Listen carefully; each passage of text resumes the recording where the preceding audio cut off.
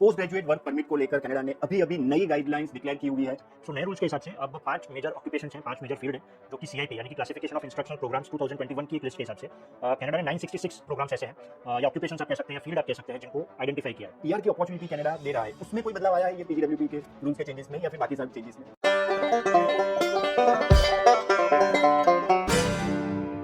नमस्कार दोस्तों, मैं हूं ध्रुदीप ठक्कर और आप देख रहे हैं Kanan visa insights. Post graduate work permit को लेकर कनाडा ने अभी अभी नई गाइडलाइंस डिक्लेयर की हुई है और ये नई गाइडलाइंस आने के बाद बहुत सारे स्टूडेंट्स के कॉल आ रहे हैं, पेरेंट्स के कॉल आ रहे हैं और भी अधिक जानकारी की आप डिमांड कर रहे थे। तो आपकी इसी डिमांड पे हम एक बहुत ही बेहतरीन पॉडकास्ट आपके लिए लेकर आए हैं। इस पॉडकास्ट में हम बात करेंगे कि पुराने रूल्स क्या थे, नए रूल्स क्या आए हैं, नई गाइडलाइंस क्या है और ये किस तरीके से इंडियन स्टूडेंट्स को इंपैक्ट करते हैं, बेनिफिट्स क्या है, कौन सी चीजों का आपको ख्याल रखना है, सारी चीजों के बारे में आज हम डिटेल में डिस्कस करने वाले हैं हमारे बेहद ही खास गेस्ट मिस्टर अनुभव यादव के साथ।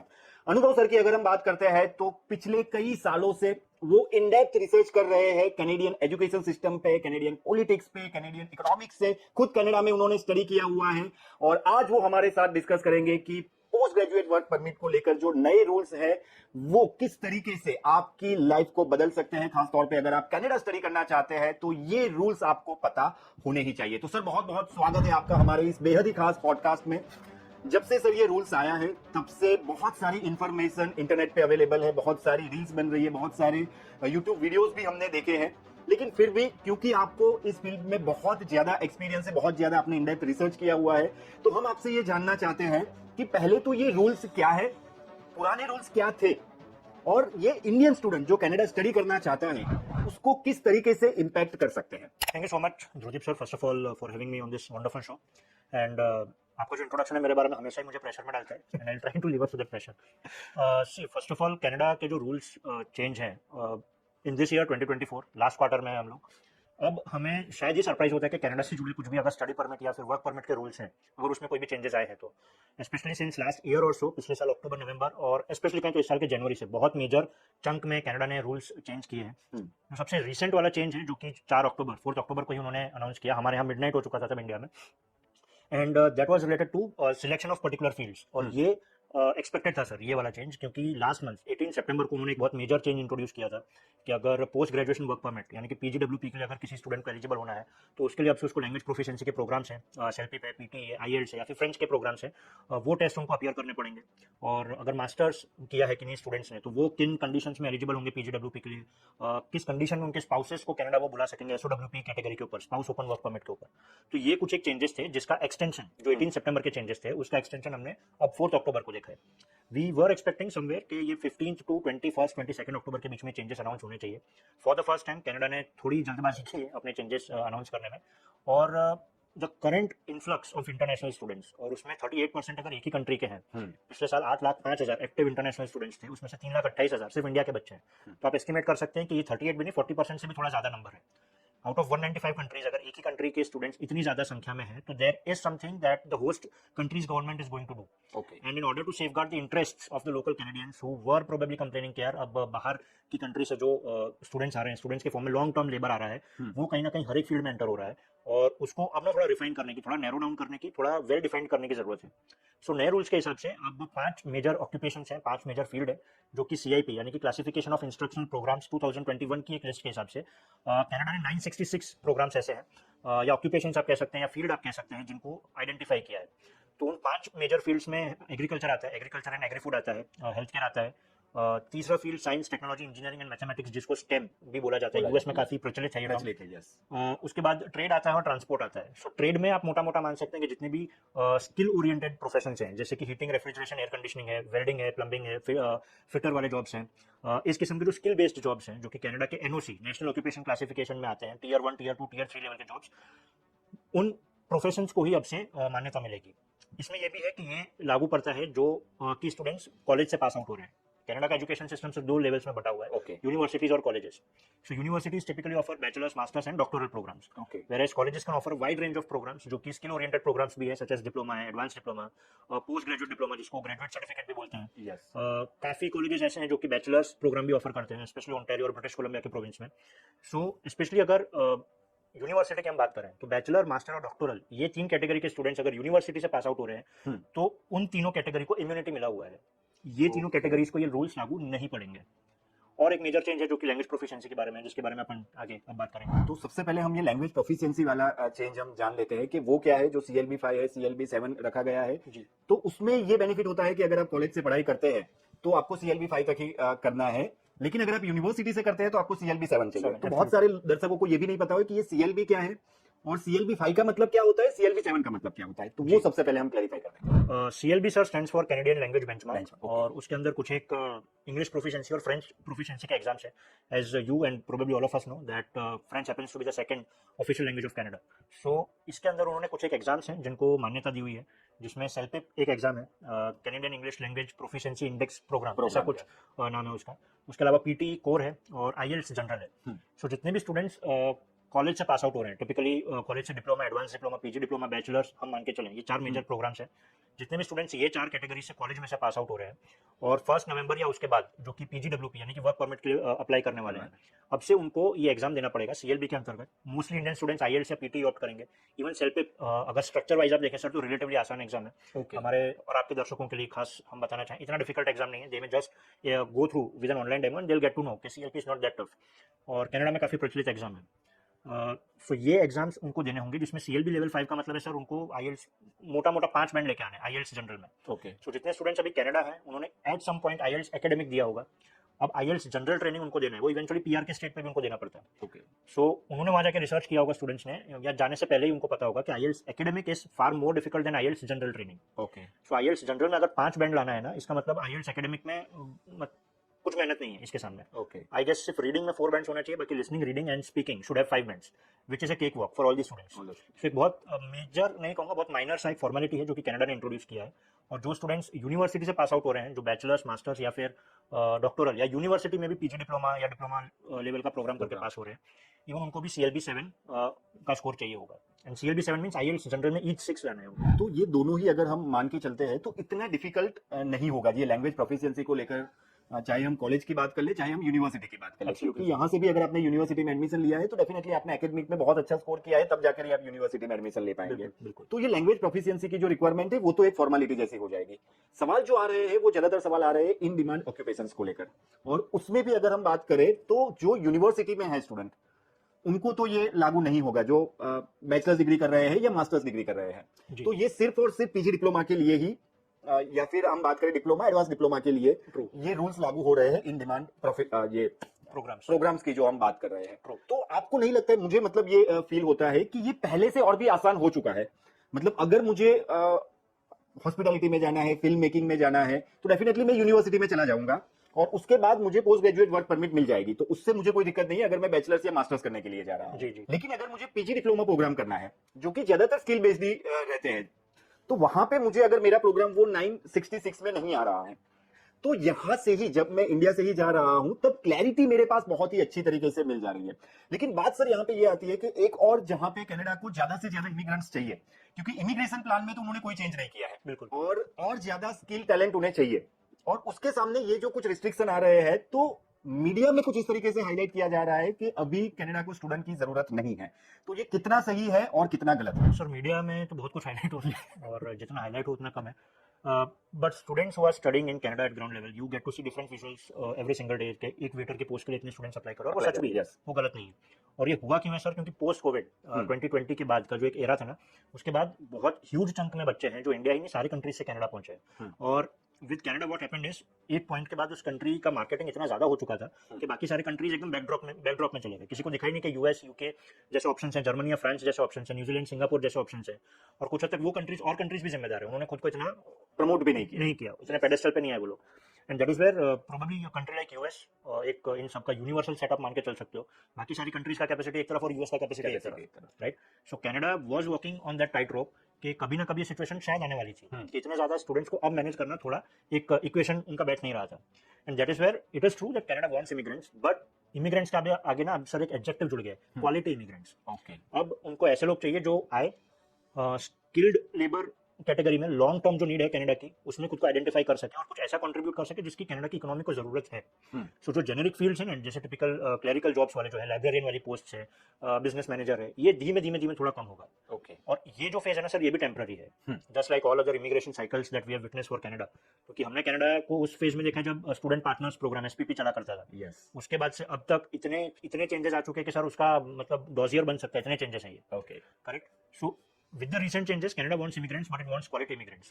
So from this point, anyone who's applying for a study permit or student visa in layman terms after 1st November or on 1st November 2024 should bear in mind कि अब I have to be the best of the lot. ये एक phrase है constantly जो सारे ही आपके questions का answer है।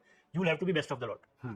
You simply cannot consider Canada as just another destination globally जहां मैं जाऊंगा, आराम से पहुंच जाऊंगा, आराम से पीआर का मेरा पाथवे क्लियर हो जाएगा, आराम से भी होगा। बट अगर आप उनकी जो लिस्टेड फील्ड्स हैं, 966 ऑक्यूपेशंस की जो आपने बात की, canada.ca पर इजीली अवेलेबल है, बच्चे चाहें तो वो CIP 2021 अगर इसको भी गूगल करेंगे तो भी बच्चों को लिस्ट मिल जाएगा कि कौन कौन से ऑक्यूपेशंस हैं।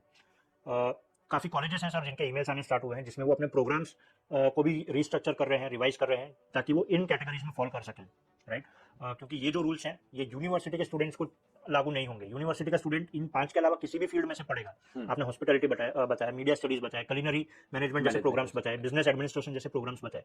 So if you pass out of these programmes from a university, आपको कोई फील्ड ऑफ स्टडी का रिक्वायरमेंट बाधित नहीं करेगा। बट अगर आप कॉलेज में से हैं तो आपको ध्यान रखना पड़ेगा कि आप agriculture, health care, trade, transport और STEM, that is science, technology, engineering, mathematics, आप इन कैटेगरीज में फॉल करते हैं तो कॉलेजेस के प्रोग्राम्स खत्म करने के बाद आप वर्क परमिट के लिए लीगली एलिजिबल हो पाएंगे। अगेन मेरा दूसरा सवाल इसी को लेकर आता है कि पहले जो कनाडा लोगों को बुला रहा था तो एज ए इंटरनेशनल स्टूडेंट के तौर पे स्टूडेंट वहां पे जाते हैं।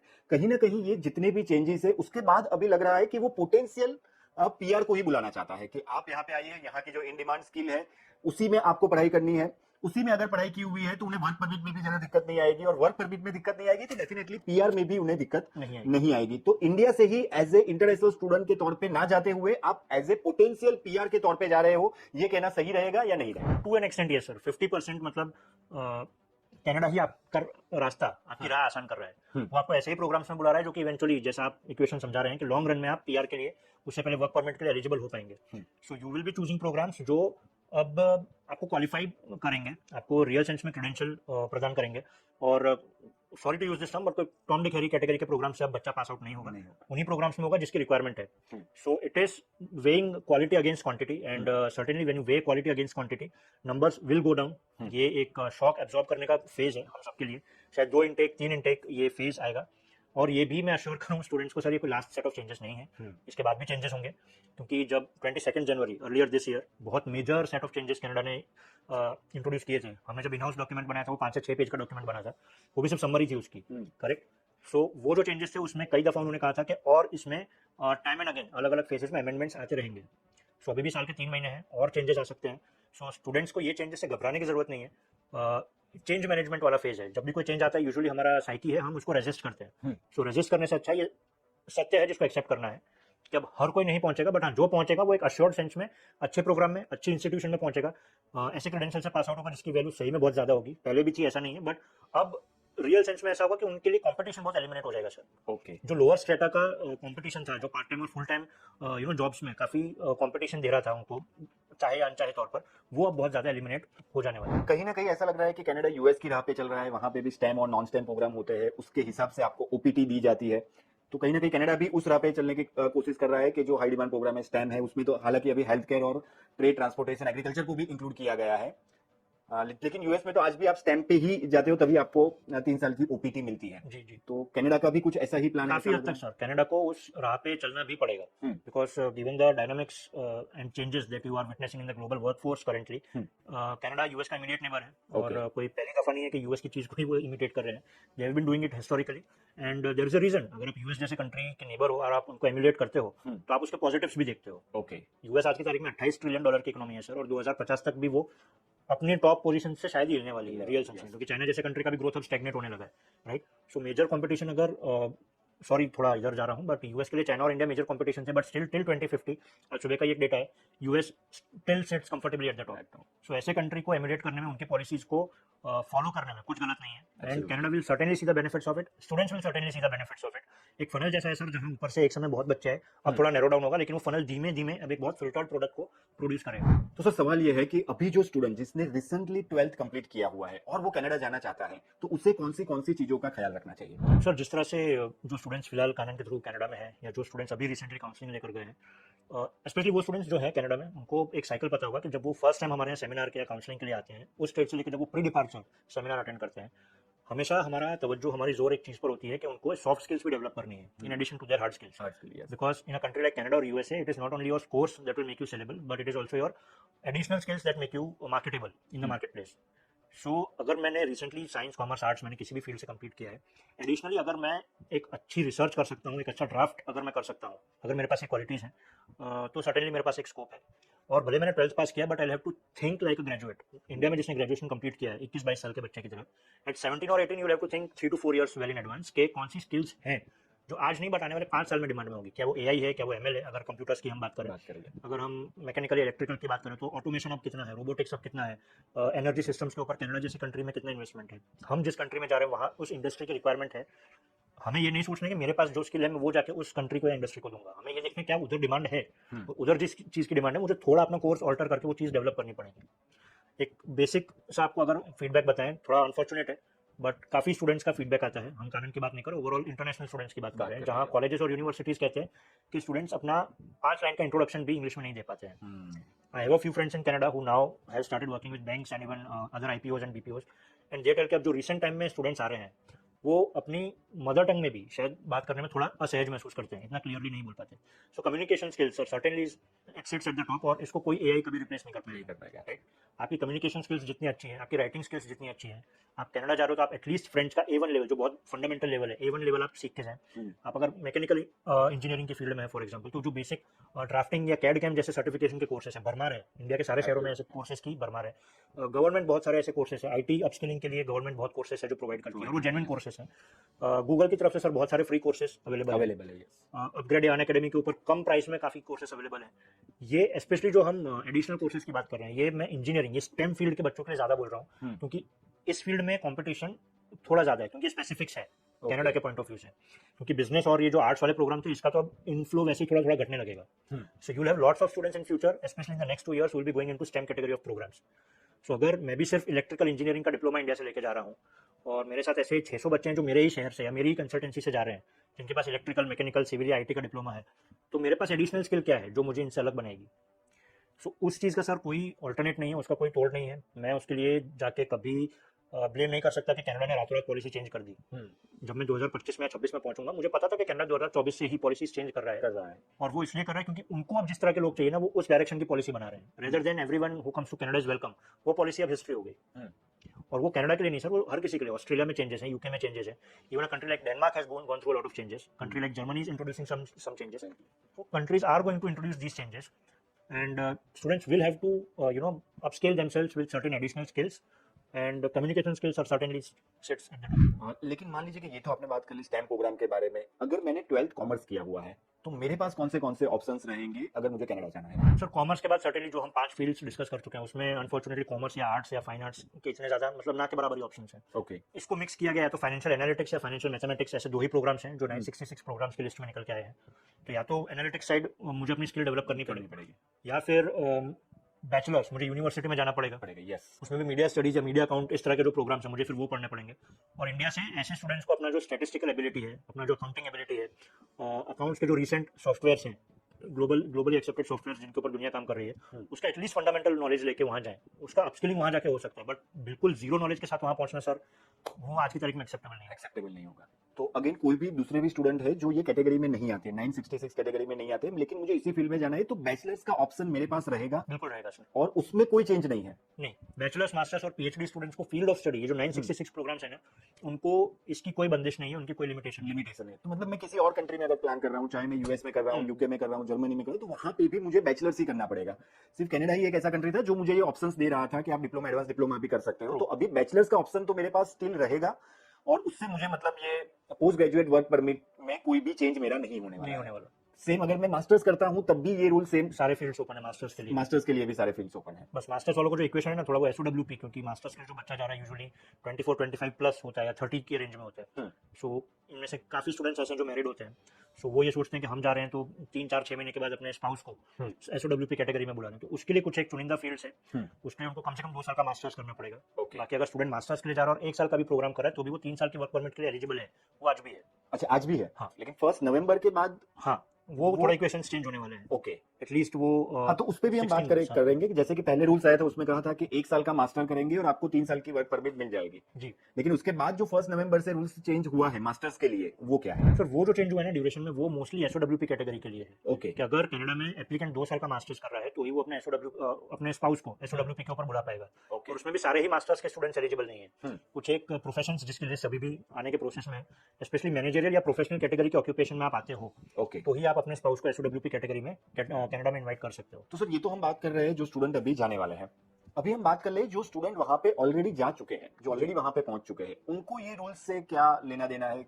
कौन सी चीजों का उन्हें ध्यान रखना है? पोस्ट ग्रेजुएट वर्क परमिट मिलेगी नहीं मिलेगी? स्टडी परमिट एक्सटेंशन को लेकर ये रूल्स क्या कहते हैं? सर ये सबसे सेफ कैटेगरी, जो ऑलरेडी कनाडा में बच्चे हैं ना, हाँ, वो सबसे ज्यादा इम्यून है इन सारे चेंजेस से। ओके, क्योंकि ऑब्वियसली गवर्नमेंट ऑफ कनाडा ऐसा कोई डिसीजन नहीं लेगी कि जो बच्चे ऑलरेडी कनाडा आ चुके हैं उनके ऊपर ऐसा नया चेंज रातों रात लेकर आए। ओके, राइट, क्योंकि काफी स्टूडेंट अपने स्टडी परमिट को खत्म करने के प्रोसेस में, काफी वर्क परमिट अप्लाई करने के प्रोसेस में, some are midway of their process of completing their studies. So even after 1 November they will have to just fulfil the current eligibility criteria, okay, जो कि required है students के भाई 180 days के अंदर अंदर उनको अपनी स्टडी वर्क परमिट के लिए पीजीडब्ल्यूपी फाइल करना है, फुल टाइम प्रोग्राम होना चाहिए, डीएलआई एक्सेप्टेड होना चाहिए उनका programme should lead to PGWP, और क्यूबेक के कुछ एक प्रोग्राम्स हैं तो वो उस लिस्ट में आने चाहिए। ये जो बेसिक उनकी रिक्वायरमेंट्स हैं वो उनकी अभी भी फुलफिल होनी चाहिए। परफेक्ट। और इसमें सर एक सबसे ज्यादा एक्सेप्शनल जो रूल है वो उनके लिए फ्लाइट ट्रेनिंग स्कूल में जो बच्चे हैं, हाँ, जिनका डीएलआई एक्सेप्टेड है, फ्लाइट ट्रेनिंग कुछ एक ऐसे हैं जिनका डीएलआई नंबर सबका है, बट डीएलआई उनका दैट कॉलेज, उस कॉलेज का जो कंप्लीशन है वो पीजीडब्ल्यूपी के लिए एलिजिबल नहीं है। सो अगर आपका फ्लाइट ट्रेनिंग स्कूल है कनाडा में और वो डीएलआई को लीड कर, आई मीन पीजीडब्ल्यूपी के लिए लीड करता है, तो 1 नवंबर के पहले या 1 नवंबर के बाद ये जब भी वर्क परमिट फाइल करते हैं, स्टडी परमिट फाइल करते हैं, they are always going to be eligible under the old rules. Okay, कोई भी नया रूल इनको इंपैक्ट नहीं करेगा। सो ऐसी कैटेगरी के स्टूडेंट्स की भी एप्लीकेशन बढ़ेगी जो कि फ्लाइट स्कूल्स में एडमिशन लेना चाहेंगे। फीस थोड़ी हायर साइड पे है, बट हाँ, जो लाइसेंस मिलेगा आपको प्रॉपर नॉर्थ अमेरिकन ट्रेनिंग के स्टैंडर्ड्स के हिसाब से मिलेगा। उनको ये रूल्स कोई भी मतलब लागू नहीं? बिल्कुल नहीं सर, सिर्फ एक रूल है सर, सॉरी, हाँ, जो एग्जिस्टिंग स्टूडेंट्स हैं कनाडा में, अगर वो 1 नवंबर के बाद post graduation work permit apply करते हैं तो जो लैंग्वेज प्रोफिशिएंसी रिक्वायरमेंट थी वो उनको भी लागू पड़ती है। यस। वो सीएलबी वाले एग्जाम्स उनको भी देने पड़ते हैं। अभी हम बात कर लेते हैं कि जो अभी आपने बात की स्पाउस को लेकर, तो ये स्पाउस को लेकर पहले क्या रूल्स थे और अभी जो ये नया रूल्स आया है उसमें किस तरीके से बदलाव आया है और इम्पैक्ट क्या रहेगा डिपेंडेंट पे अगर कोई आ रहा है तो स्टूडेंट के साथ? स्पाउस को लेकर पहले के जो रूल्स थे सर बहुत ही ज्यादा सिंपल थे। I mean anybody and everybody who was married, I mean main applicant Canada गया, उसके 1, 2 या 6 महीने के अंदर अंदर वो स्पाउस को कनाडा बुला सकता था। और जो वो एसओडब्ल्यूपी कैटेगरी था उसमें जो डिपेंडेंट जा रहा है, एसओडब्ल्यूपी कैटेगरी पर कनाडा जा रहा है, उनको आईएलटीएस या फ्रेंच एग्जाम कुछ भी देने की जरूरत नहीं होती थी। जाने के साथ वो इमीडिएटली 40 आवर्स पर वीक फुल टाइम जॉब कर सकते थे, वो भी किसी भी फील्ड में। वो सब कुछ अभी भी लागू होता है, बट अभी सिर्फ बैचलर्स और मास्टर्स या फिर डॉक्टोरल प्रोग्राम्स जो पढ़ रहे हैं, यानी कि बैचलर्स, मास्टर्स और पीएचडी या फिर रिसर्च के प्रोग्राम्स जो बच्चे पढ़ रहे हैं, वही लोग, वही कैटेगरी के स्टूडेंट्स अब अपने स्पाउस को कनाडा इनवाइट कर सकते हैं। बैचलर्स में भी सारी कैटेगरी नहीं है सर, उसमें भी सिर्फ 9 ही कैटेगरी के प्रोग्राम्स हैं, जिसमें नर्सिंग आता है, इंजीनियरिंग आता है, साइंस आता है, अप्लाइड साइंस आता है, एजुकेशन आता है, वेटरनरी मेडिसिन आता है, डेंटिस्ट्री आता है। सिर्फ 9 ही कैटेगरी के बैचलर स्टूडेंट्स हैं जो कि अपने स्पाउस को कनाडा बुला सकते हैं। ओके, इसके अलावा मास्टर्स में जैसा हमने बात की, 15 फरवरी का जो चेंज था वो ऐसा था कि अब से स्टूडेंट अगर 1 साल का भी मास्टर्स करेगा तो 3 साल तक की वर्क परमिट के लिए एलिजिबल होगा। अब उन्होंने उसमें थोड़ा ट्विस्ट ऐसा किया कि अगर उनको अपने स्पाउस को बुलाना है तो उनको कम से कम 2 साल का प्रोग्राम करना पड़ेगा, और वो भी किसी मैनेजरियल या प्रोफेशनल कैटेगरी का प्रोग्राम होगा तो ही वो अपने स्पाउस को कनाडा बुला सकते हैं। और डिप्लोमा, एडवांस डिप्लोमा और पीजी डिप्लोमा वो सब तो आउट ऑफ इक्वेशन ही हो गया, वो लोग अब एलिजिबल है ही नहीं।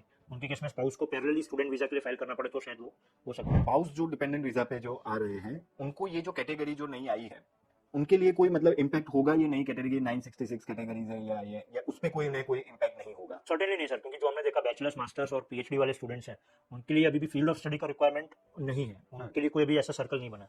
सो वो तो अभी भी एलिजिबल है, बट जो ये सर्कल पहले ही बन चुका था उनके लिए, 22 जनवरी को ही बन चुका था कि बैचलर्स के 9 प्रोग्राम होंगे और मास्टर्स का अभी जो रिसेंट उन्होंने चेंज इंट्रोड्यूस किया कि 2 साल का मास्टर्स होगा तो ही वो एसओडब्ल्यूपी कैटेगरी में बुला पाएंगे। तो एसओडब्ल्यूपी में भी जो मतलब ये जो छोटा सा चेंज है वही है, उसके अलावा भी आज भी मतलब स्पाउस को आप बुला सकते हैं अगर आप मास्टर्स के लिए जा रहे हैं, तो उसमें भी कोई बहुत बड़ा मेजर चेंज नहीं है। तो अभी जो इंडियन स्टूडेंट है और खास तौर पे इंडियन पेरेंट्स, जिसको सबसे ज्यादा ये था क्योंकि बहुत सारे कॉल्स आ रहे हैं और वो कह रहे हैं कि मेरा बेटा ये प्रोग्राम कर रहा है, तो उसे पोस्ट ग्रेजुएट वर्क परमिट मिलेगी या नहीं मिलेगी, ऐसे बहुत सारे कॉल आ रहे हैं। जो लोग जाने वाले हैं उन लोगों को भी हमारे काउंसिलर ने जो ऑप्शंस दिए हुए हैं वो एक बार कॉल करके वेरीफाई कर रहे हैं कि ये प्रोग्राम्स हमें दिए गए हैं तो क्या हमें पोस्ट ग्रेजुएट वर्क परमिट मिलेगी या नहीं मिलेगी। तो ये जो पेरेंट्स का सवाल है, ये जो स्टूडेंट का सवाल है, ये जो अंदर से उन्हें एक घबराहट सी आ गई है अभी ये पोस्ट ग्रेजुएट वर्क परमिट के नए रूल्स को लेकर, तो इसे आप थोड़ा सिंप्लीफाई कर दीजिए और उनको आप क्या कहना चाहेंगे, वो पेरेंट्स को, स्टूडेंट को जो अभी थोड़े घबराए हुए हैं, उनको आप सही जानकारी दे दीजिए ताकि उनकी घबराहट थोड़ी कम हो जाए। सर ऐसे केसेस में जिनके पास ऑफर है या आने वाला है, उन सब के लिए सबसे जो अभी क्रिटिकल सजेशन है, जो I guess and I am sure even counsellors भी दे रहे हैं, वो यही है कि 1 नवंबर के पहले आप लोग वीज़ा फाइल कर दीजिए। तो उसमें बहुत सारे एक्सेप्शनल रूल्स हैं जिनसे आप बच जाएंगे 1 नवंबर के पहले, करेक्ट।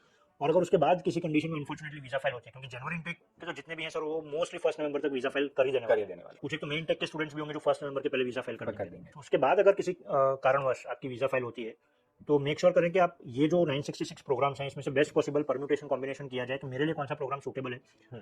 बैचलर्स में अगर 12th के बाद बच्चा जा रहा है तो उसको कोई रिस्ट्रिक्शन नहीं है, वो तमाम फील्ड्स के लिए एलिजिबल हो गई वो परमिट के लिए। मास्टर्स प्रोग्राम्स को ज़्यादा चूज कीजिए। इससे एक ये ट्रेंड भी पता चलता है सर कि कैनेडियन गवर्नमेंट अब यूनिवर्सिटी की तरफ इंटरनेशनल स्टूडेंट्स को ज़्यादा बढ़ाना चाह रही है, क्योंकि जो वहाँ के गवर्नमेंट कॉलेजेस हैं, अराउंड 45 to 50 गवर्नमेंट कॉलेजेस हैं, उनके ऊपर एक अच्छा खासा लोड भी था, बहुत ज़्यादा बच्चे वहाँ थे। इससे जस्ट पहले 15 मई को उन्होंने पीपीपी जो पब्लिक प्राइवेट पार्टनरशिप के कॉलेजेस हैं उन सब की भी जो वैधता है उसको निरस्त किया है, करेक्ट।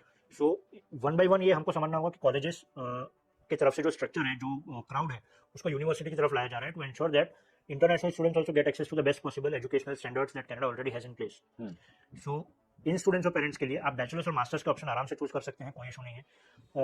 अगर कनाडा नहीं है तो किसी कंडीशन से आप यूके या यूएस जैसे कंट्री भी चूज कर सकते हैं, और उसके बाद इवेंचुअली कनाडा ही मूव होना है तो यूएस से कनाडा मूव होना बहुत ज़्यादा आसान हो चुका है। शायद गुजरात से मुंबई शिफ्ट होने में आपको थोड़ा 10 बार सोचना पड़े, but Canada to US and US to Canada is far simpler in comparison to हमारा जो इंटर स्टेट मूवमेंट है उससे ज़्यादा।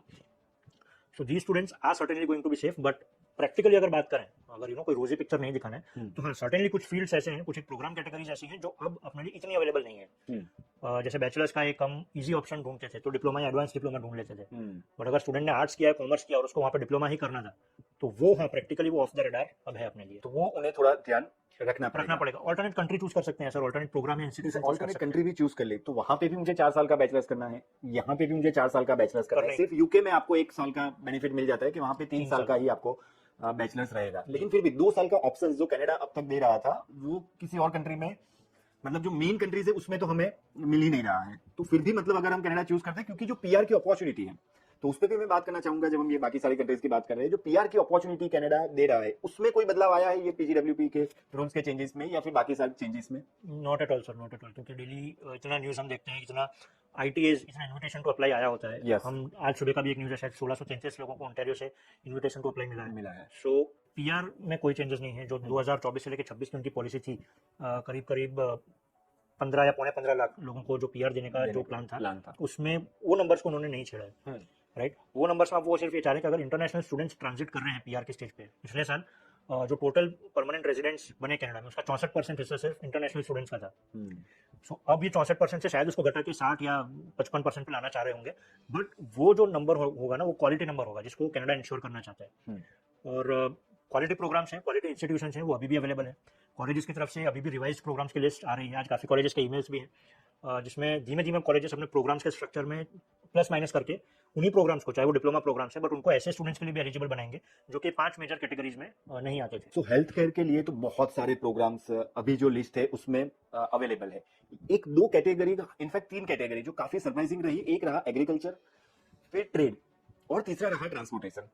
तो ये 3 कैटेगरी के बारे में भी आप थोड़ा बताएं, क्योंकि स्टेम के बारे में अक्सर ज्यादातर लोगों को पता होता है, हेल्थ केयर के बारे में भी जो जितने भी प्रोग्राम है उसके बारे में पता है, ये नया नहीं होता है।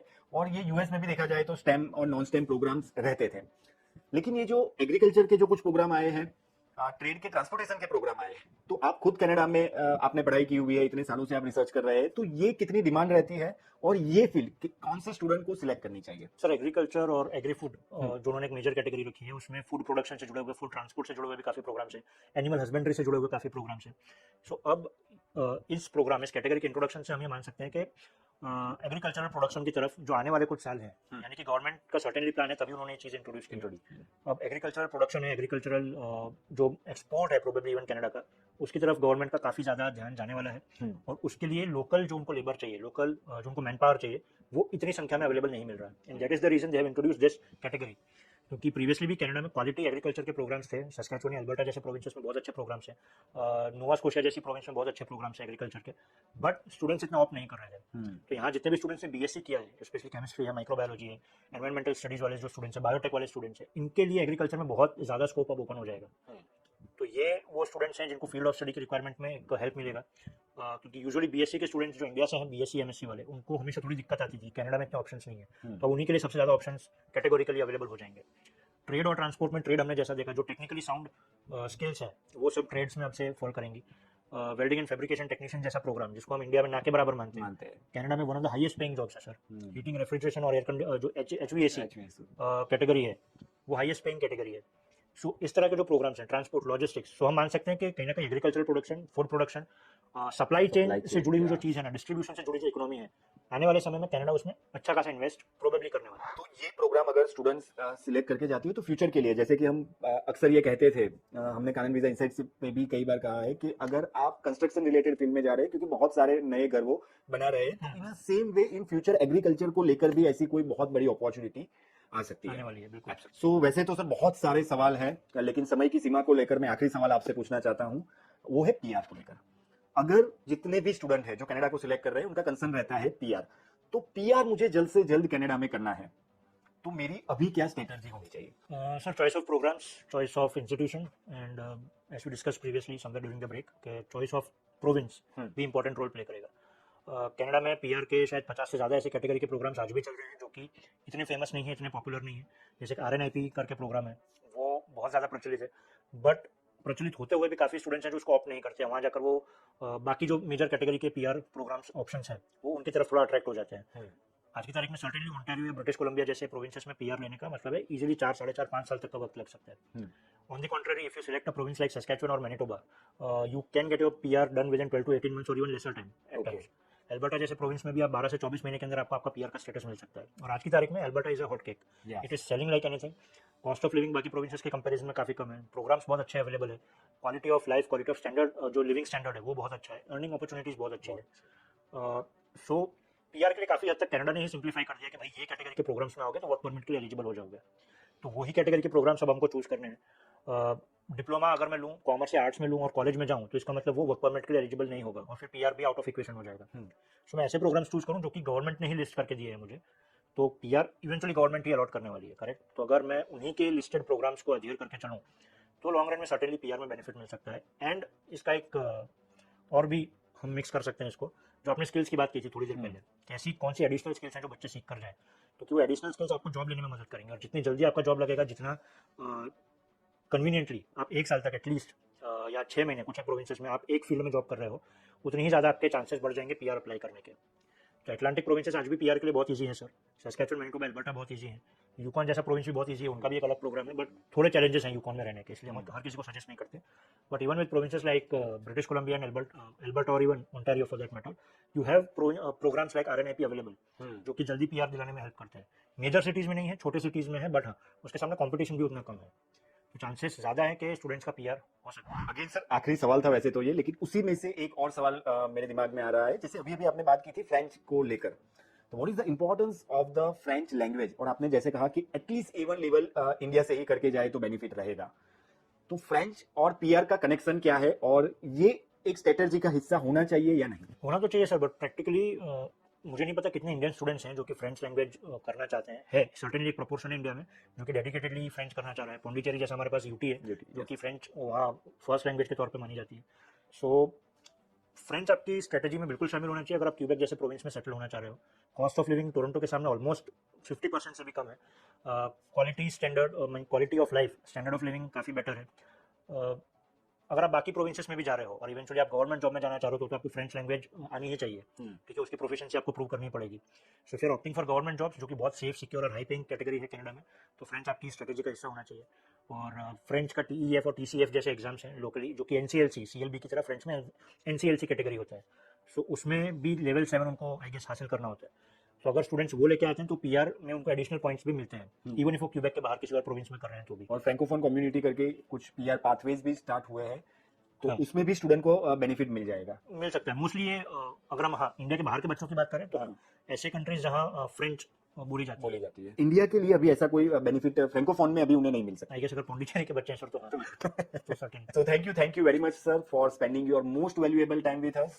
बहुत सारी चीजों के बारे में हमने जाना, बहुत सारी चीजों के बारे में समझा, बहुत सारी चीजों को बड़े ही सिंप्लीफाई तरीके से आप तक पहुंचाने का हमने प्रयास किया है। लेकिन फिर भी अगर आपके दिमाग में कोई डाउट है, कोई कंफ्यूजन है, कोई क्वेरी है, तो आप कमेंट सेक्शन में हमें बता सकते हैं। अनुभव सर खुद आपके सभी सवालों का जवाब देंगे, घबराने की जरूरत नहीं है। नए रूल्स में जो भी बदलाव आया है वो स्टूडेंट सेंट्रिक है। अभी आपके पास बहुत ही एक क्लैरिटी है कि यही सेट ऑफ प्रोग्राम है, ये सेट ऑफ प्रोग्राम्स आपको करने हैं। पोटेंशियली पीआर कैंडिडेट के तौर पे आप कनाडा जैसी कंट्री में जा रहे हैं, और बैचलर्स और मास्टर्स करने के लिए अगर आप जा रहे हैं तो ये रूल्स आप पे लागू ही नहीं होते हैं, तो आपको डरने की कोई जरूरत नहीं रहती है। तो आज के लिए बस इतना ही। ऐसी ही खास खबरों के लिए और ऐसे ही खास पॉडकास्ट के लिए देखते रहिए कानन वीजा इनसाइट्स।